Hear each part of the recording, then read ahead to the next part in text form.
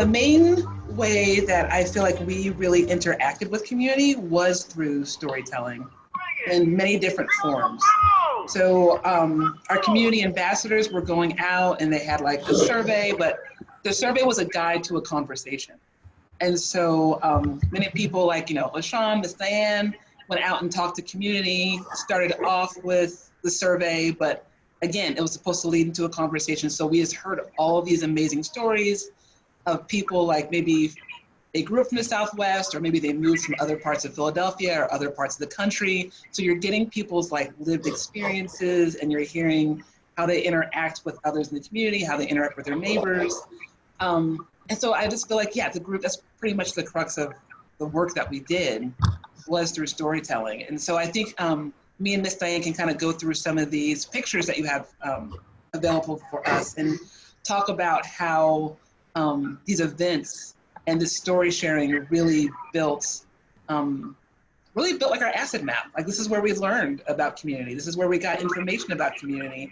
It's also where we built relationships and just met so many people and were able to bring people together on different topics. So if Miss Diana, you start off with the veterans, because I don't think you were at the next one with the reading captains.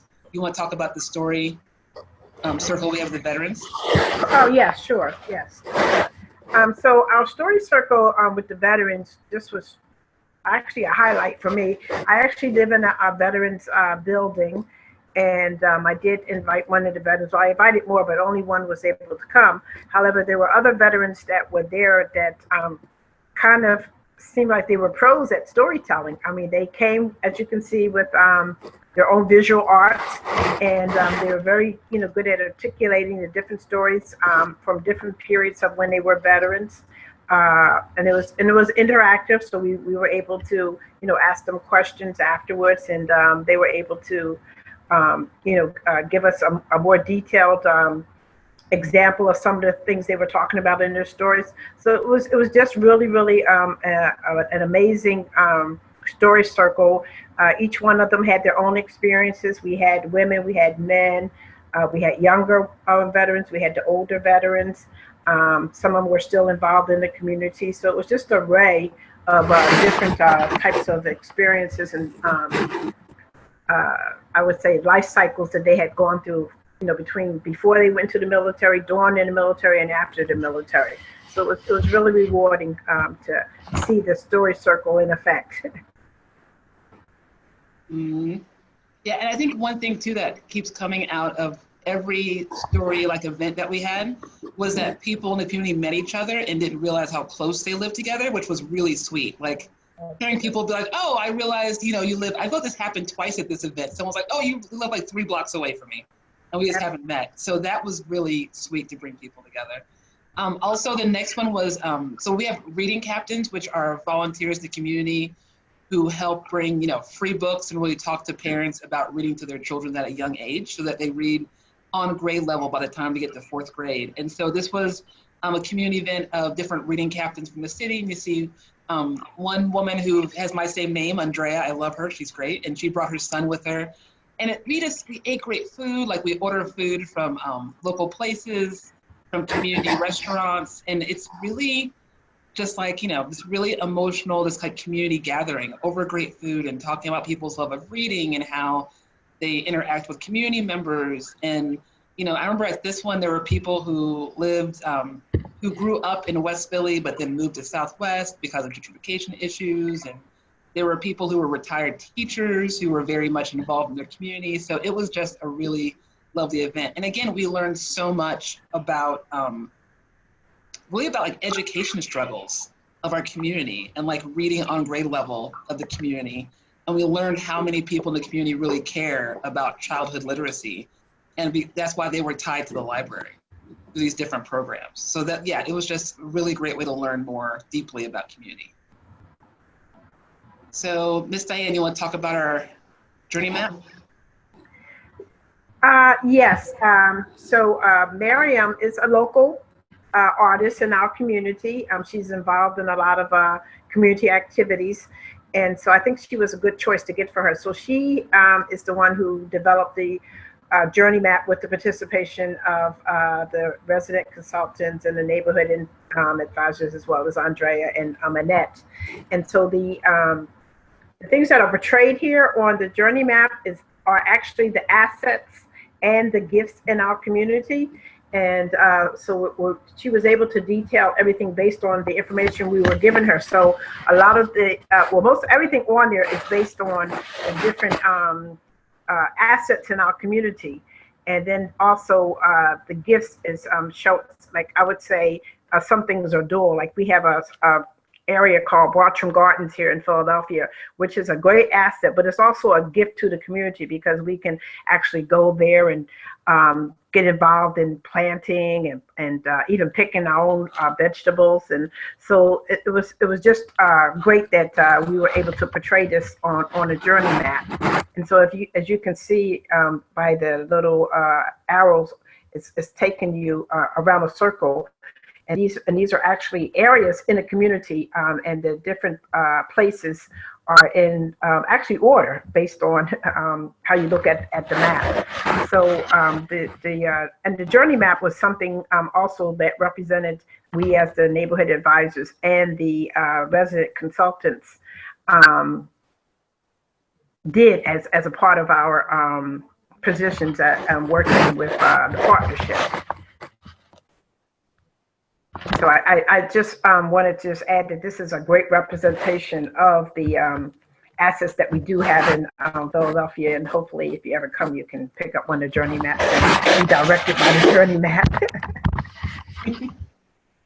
Yeah, thank you, Ms. Diane. I also love the fact that it's a figure 8, like we're just going to keep going. Like it doesn't stop. Like this was a section of the work that we did, but as a community and with the library that we're just going to keep going, and we'll kind of update it as we go on.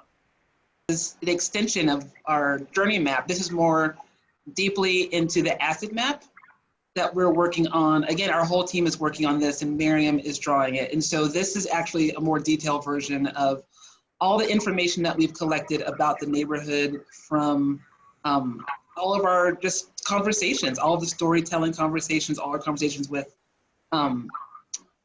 neighbors in the Southwest. So one thing that I love about this is one thing that I learned. So I want to be very clear. I don't live in this part of Philadelphia. I live in almost the opposite part of Philadelphia. So I drive a lot to go to work, and I never viewed the Southwest like this. Like I viewed it from, because I'm driving south, so I always view it from north to south. So I think of like the boundary as this road, Baltimore Ave, and then I think of the airport in the south area.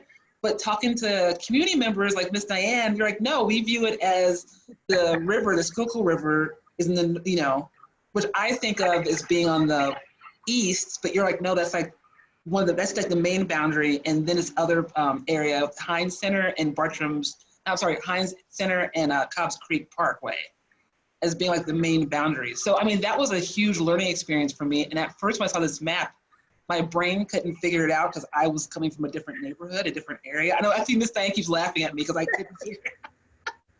But it was so beautiful to be like, oh yeah, like you live here. This is how you view your neighborhood and how it should look on a map and how it should be drawn. So I just think I just think it's beautiful and very creative, and we're looking forward to Miriam, the artist, to finish adding in the color and putting in more details. But I mean, you see like the depth of resources and amazing people and amazing institutions that are in the neighborhood.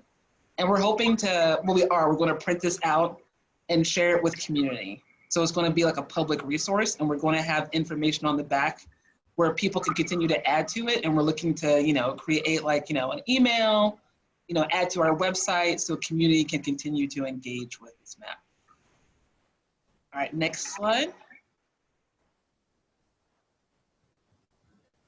And Ms. Diane, do you want to talk about the businesses that we talked to and got stories from?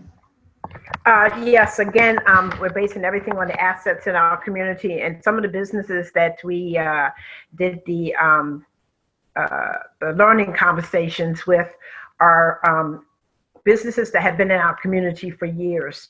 And the first one that you see to your left is Smiles. And there's a avenue in Southwest Philadelphia. It used to be very prominent. We used to call it the Avenue, but it used to be prominent with all kinds of business. So we didn't have to leave the community because everything we needed was on the Avenue.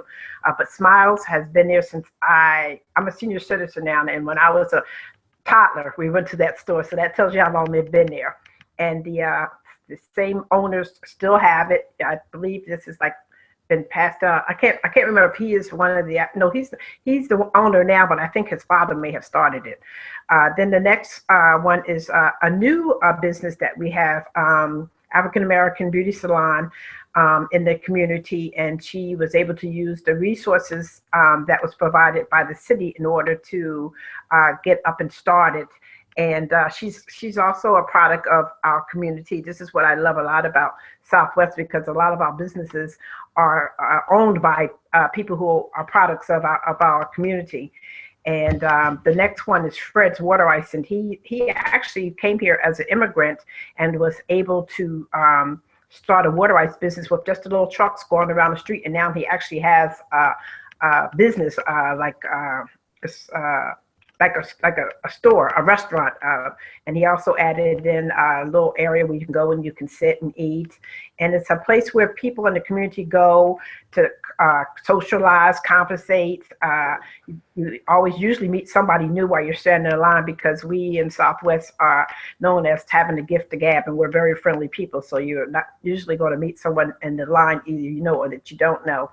And to go on with Fred, he has developed that business, like I said, from a hand cart to an actual structure with a gated in area, sitting area.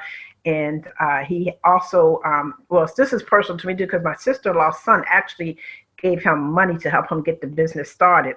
And again, my sister-in-law also is a product of Southwest Philly, and her son met him just randomly, and they were able to get a business plan together. So even the businesses reflect on the community. And so each one of these stories that they tell when we have learning circles, let us have a more in-depth idea of who these business people are in the community. Even though they're our neighbors, sometimes we don't know about their beginnings, such as with Fred. I think most people don't know that he came to this country as an immigrant.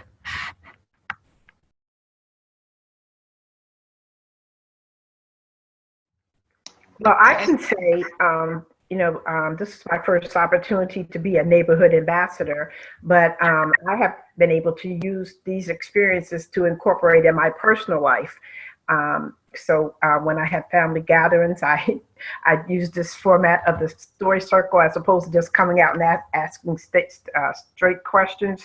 And also in my business life, I guess you want to see, I am also on a team for one of our state representatives who has been a Democrat nominee. I'm on her team. And so when we meet, a lot of times, so we can find out what each individual team member is doing, we have a format of storytelling. So we can say, okay, so who did you meet with today? What did you do today? What did you learn about this person? And so that's been, very, very rewarding too. And as a matter of fact, the state representative does the same thing, because I have hosted a couple of coffee and chats, but it really was coffee and storytelling. So there was an interaction between the state representative-elect as well as the people that were there to meet and greet her. Mm. So it's been twofold. It's been a source of employment, but it's also been a source of. Hang up your phone! I'm so sorry. This is actually our councilman calling me, so I have to take this call. I'm sorry. That's all right. If Lynn actually asked a question in the chat, Andrea, if you could speak to this, or maybe Annette. Who wrote up these lovely articles in Southwest CDC Globe Times? Oh yeah, we have a member of our team, community ambassadors, representative from the Southwest CDC, a partner that we work with. His name is, I'm sorry, Annette, what's Jackson's last name? Jackson. Adams, yeah. Thank you. So Jackson Adams, and I believe he did most of the interviews for these, maybe except for a few, right? Right. And he wrote them up. Yeah. Mm-hmm. Yeah. And he's integral. He shows up to all of our meetings. He's a community member, and he has done a lovely, beautiful job. And he takes the pictures too. So he's a photographer. And so, yeah, it's just great to have him. And you see like his artistic sensibilities, which when you meet him, he's very quiet. He's very meek, right? Like Jackson is very quiet. And then it's really fun to see these beautiful pictures and beautiful stories that he writes. Yeah, he's a good, I don't want to call him kid, but I know. he is the young person on our team. He is, he's very young. And yeah, Jackson's great. So another community member who did this work. And I would say for me, going back to April's question, I think what I took out of this is just, just the continued like reinforcement of like storytelling is what builds community more than anything. Like we think there's all these other things that we have to add to it. And it's like, no, it's really spending time and getting to know people and building relationships. Like storytelling is the crux of building community.